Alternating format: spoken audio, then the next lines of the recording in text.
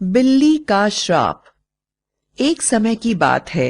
एक गांव था सोनापुर, जिसमें सब लोग बहुत सुख शांति से रहते थे और किसी प्रकार की कोई भी कमी नहीं थी। एक दिन जब मुखिया की पत्नी काम कर रही थी तो उसने देखा कि उसके घर के पास एक बिल्ली ने बच्चे दिए हैं। वह बड़ी ही परेशान हो गई, क्योंकि उसे पता था कि अब बिल्ली यहाँ पर ही अपना डेरा जमा लेगी और उसके घर की चीजों को उठा उठाकर अपने बच्चों को खिलाने की कोशिश करेगी। इसलिए उसने उन्हें वहां से भगा दिया, जिसके कारण कुत्तों ने बिल्ली के बच्चों को खा लिया और बिल्ली की एक ट्रक के नीचे आने के कारण मृत्यु हो गई। यह सब देखकर मुखिया की पत्नी को बड़ा ही दुख हुआ, लेकिन अब वह कुछ भी नहीं कर सकती थी। धीरे धीरे इस बात को 1 महीना बीत गया। अचानक गांव की सभी गर्भवती महिलाएं एक एक करके बीमार पड़ने लगीं और सभी को खून की उल्टियां होने लगीं। गांव वालों ने देखा कि उनकी उल्टी के साथ कुछ अजीब सी चीजें, जैसे मरे हुए चूहे, कीड़े मकोड़े आदि बाहर निकल रहे हैं। देखने में ऐसा लग रहा था जैसे किसी बिल्ली की खाई हुई चीजें हों। गर्भवती महिलाएं खून की उल्टियां करते करते मृत्यु को प्राप्त हो जाती थीं। अब तक कम से कम एक एक करके प्रतिदिन गांव की 8-9 महिलाएं मर चुकी थीं। गांव के लोगों को विश्वास होने लगा कि यह किसी देवी शक्ति का प्रकोप है और वह किसी एक बड़ी समस्या का सामना कर रहे हैं। अभी गांव के लोग इस समस्या से जूझ ही रहे थे कि एक रात जब गांव के लोग दिन भर खेती का काम करके अपनी अपनी छतों पर गहरी नींद में सो रहे थे, तो उन्हें ऐसा लगने लगा कि कोई उनके चारों ओर घूम रहा हो और कह रहा हो, कोई भी नहीं बचेगा, कोई भी नहीं बचेगा, सबको मरना होगा। लेकिन अंधेरे में उन्हें कुछ भी दिखा नहीं। अगले दिन गांव वाले अपना अपना अनुभव एक दूसरे को बताने लगे और कहने लगे कि उनको पूरी रात नींद नहीं आई। उन्हें ऐसा लग रहा था जैसे चारों तरफ कोई मंडरा रहा है। और उन्होंने एक दूसरे को ये भी बताया कि जंगल से उन्होंने किसी को आते जाते देखा है। उनकी बात सुनकर मुखिया बड़ा परेशान हुआ और सोचने लगा, जंगल और गांव के आने वाले रास्ते के बीच में तो फाटक बना हुआ है और फाटक पर इतना बड़ा ताला लगा है।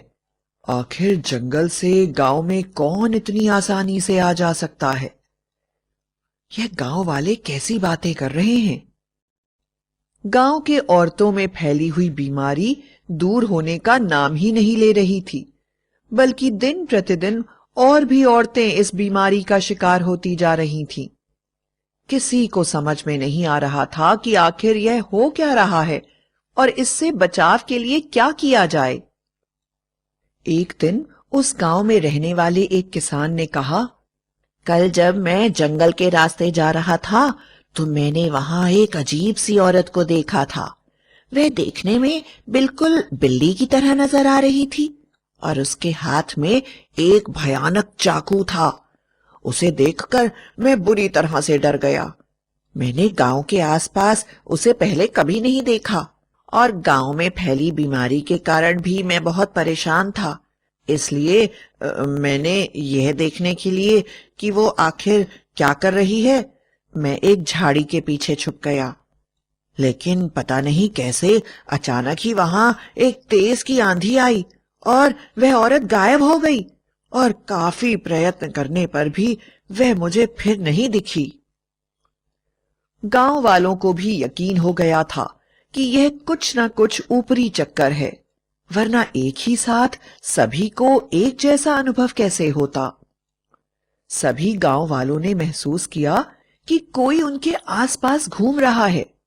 सभी ने किसी को जंगल में जाते हुए एक ही साथ देखा और एक ही साथ सबकी पत्नियों को पैरों में दर्द और उल्टी की बीमारी हो गई। इसके पीछे कोई ना कोई गहरा कारण जरूर है। इसलिए उस किसान की बात सुनकर सभी गांव वालों ने जंगल में जाकर पता लगाने की सोची कि आखिर पता तो लगाएं कि क्या हो रहा है। अपने हाथों में लाठी, डंडे और मशाल लेकर बहुत सारे गांव के लोग जंगल की ओर चल पड़े। जब गांव वाले जंगल के अंदर पहुंचे तो दोपहर हो गई थी और सूखे पत्तों की खन-खन और तेज हवाओं की आवाजें बड़ी भयानक और डरावनी लग रही थीं। गांव वालों ने देखा कि जंगल के इतना अंदर आने के बावजूद भी किसी प्रकार का कोई पशु पक्षी उनके सामने नहीं आया। ऐसा लग रहा था कि गांव में पेड़ पौधों के सिवा और कुछ भी नहीं बचा है। सब लोग बड़े ही डरे और सहमे हुए आगे बढ़ रहे थे। सबके मन में अंदेशा हो रहा था कि जरूर कुछ होने। धीरे धीरे आगे बढ़ते वह लोग घबरा कर रुक गए। सामने पक्षियों की हड्डियों का ढेर लगा हुआ था और उनकी लाशें इधर उधर बिखरी हुई थीं। इन्हें देखकर सब लोग रुक गए। बड़ा ही भयानक दृश्य था।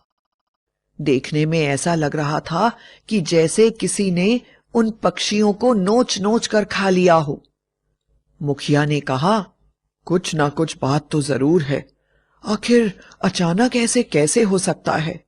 गांव के औरतों के ऊपर महामारी फैली हुई है और जंगल में सारे पशु पक्षी इस तरह से मर रहे हैं। इसका कोई ना कोई राज जरूर होगा। धीरे धीरे समय बीतने लगा और शाम होने लगी। चारों तरफ अंधेरा छा रहा था और जंगल में भयानक सन्नाटा था। जंगल की खौफनाक आवाजें पूरे जंगल में आने लगी थीं। जब रात गहरी हो गई तो गांव वालों ने अपनी अपनी मशालें जला लीं और धीरे धीरे घने जंगल में अंदर बढ़ते रहे। जंगल के काफी अंदर आ जाने के बाद उन्हें कुछ ही दूर पर रोशनी की एक किरण दिखाई पड़ी। सभी गांव वाले सोचने लगे कि आखिर इतने घने जंगल में इस समय वह कौन है जो यहां रोशनी जलाकर बैठा हुआ है। फिर भी गांव वालों ने सोचा, कोई भी हो, चलकर देखना तो पड़ेगा ही, और वह सभी रोशनी की तरफ चल पड़े। जैसे जैसे वह रोशनी की तरफ बढ़ रहे थे, वैसे वैसे ही उन्हें किसी औरत की जोर जोर से रोने की आवाजें आ रही थीं। रोशनी के थोड़ी दूर पर यह लोग पेड़ों के झुरमुट में छुप गए और देखने की कोशिश करने लगे कि अंदर क्या हो रहा है। लोगों ने अपनी अपनी मशालें बुझा दी थीं और वह छुपकर बैठ गए थे। इसके बाद इन लोगों ने देखा कि सामने लाल कपड़ों में एक औरत बैठी हुई है। उसका चेहरा बिल्कुल बिल्ली की तरह था और शरीर इंसान का, और उसकी पूंछ जोर जोर से लहरा रही थी और उसके सामने हवन की आग जल रही थी। उसके आसपास जंगल के बहुत से पशु पक्षी मरे हुए पड़े हैं और वह औरत भयानक आवाज में मंत्र बोलते हुए एक एक बकरी को जलाते हुए आग में डाल रही थी और जोर जोर से हंस रही थी। ओह हा हा हा, हा हा हा। इसके बाद जो हुआ वह देखकर तो गांव वालों के होश ही उड़ गए। उन्होंने देखा कि वहां पर कई औरतें बंधी हुई खड़ी हैं। यह सब वही औरतें थीं जो गांव वालों की पत्नियां थीं और जिनकी मृत्यु हो चुकी थी। यानी कि वह सभी मरी हुई औरतों की आत्माएं थीं। जमीन पर एक औरत जोर जोर से तड़प रही थी। तभी लाल कपड़ों में बैठी हुई औरत ने ओम फट यौवनाय दही सेम सेम सेम फट मंत्र पढ़ते हुए जमीन पर पड़ी औरत के दिल पर चाकू से जोर का वार किया और उसका दिल निकाल दिया। उसका आधा दिल हवन की अग्नि में डाल दिया और आधा खुद खा गई, और उसके बाद वह फिर जोर जोर से हंसने लगी। हा हा हा, आ हा हा हा। गांव के मुखिया ने धीरे से कहा, यह तो एक डायन है। यह तो एक एक करके गांव की सारी औरतों को मार डालेगी। इसी औरत की वजह से गांव में कितनी औरतें बीमार पड़ी हुई हैं। अगर हम लोगों ने जल्दी ही कुछ नहीं किया तो यह डायन गांव की सभी औरतों को मार डालेगी। गांव वालों ने रोशनी को फिर से जलाया और हाथ में साथ लाए हथियार लेकर उस औरत के पास पहुंच गए और उसको चारों तरफ से घेर लिया। मुखिया ने पूछा, आखिर कौन हो तुम? नाम बताओ। उस बिल्ली चुड़ैल ने कुछ नहीं कहा, बल्कि अपनी भयानक लाल आंखें दिखाकर गुस्से से गुर्राने लगी। उस बिल्ली चुड़ैल का चेहरा बहुत भयानक था। बड़े नाखूनों में फंसे हुए मांस के टुकड़े और मुंह पर लगा हुआ खून, लाल आंखें और बिल्ली जैसे दांत। उसको देखकर सभी गांव वालों की रूह कांप रही थी।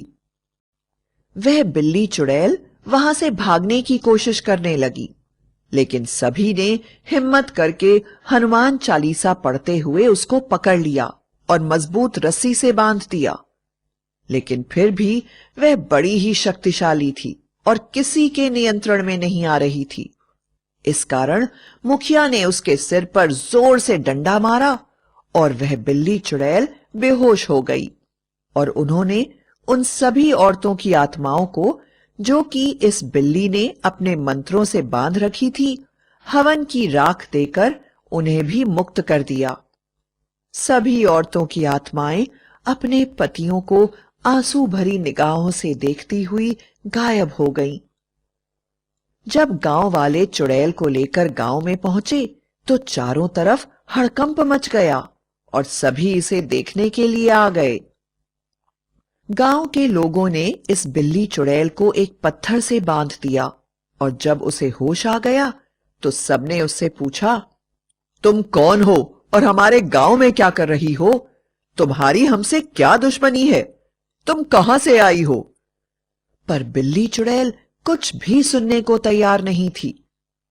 उसके मुंह से लगातार एक ही बात निकल रही थी, तुम में से कोई भी नहीं बचेगा, पूरे गांव का विनाश हो जाएगा, तुम्हें जो भी करना है कर लो। उसकी बात को सुनकर लोगों को बड़ा ही क्रोध आया और उन्होंने बिल्ली चुड़ैल पर पेट्रोल छिड़ककर उसे जिंदा ही जला दिया। उसका शरीर जल रहा था और वह भयानक रूप से चिल्ला रही थी। वह ऐसे चिल्ला रही थी कि उसकी चीखें सुनकर सबका कलेजा हिल रहा था और लोग डर कर एक दूसरे का हाथ थामे हुए खड़े थे। देखते ही देखते वह चुड़ैल बिल्ली जलकर खाक हो गई और उसकी हड्डियां उसकी राख में नजर आने लगीं। गांव के लोगों ने वहां से उसकी सारी हड्डियां चुनकर नदी में प्रवाहित कर दिया और सबको चुड़ैल से मुक्ति मिल गई।